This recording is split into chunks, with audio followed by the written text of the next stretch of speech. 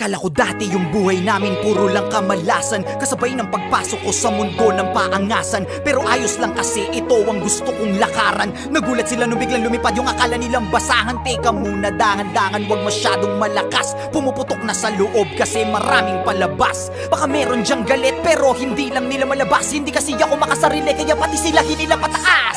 Teka, ang dami nagbago, ugali pati na mukha mo. Ganyan na ba yung mga dapat gawin para mahalin ng mga tao?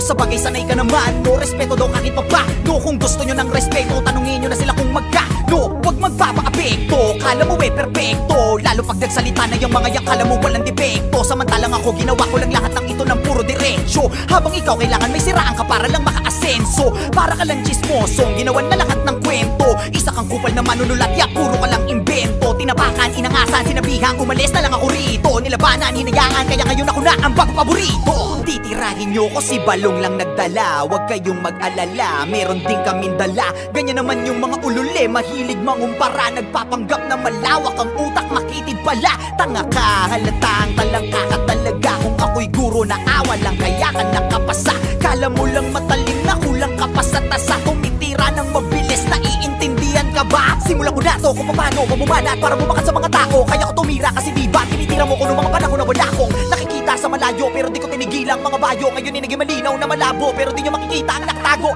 Kala mo yun na di patapos, mga tira ng dila ko di patapon. Nakapila ka di ba, halika ngayon para malaman nila yung kuting sa leon. O siya, sige na, malakas ka na nun. Dapat alam mo na yung panahon, samantalang ako isa na'y mabaon. At alam ko na rin bumalik pa ako.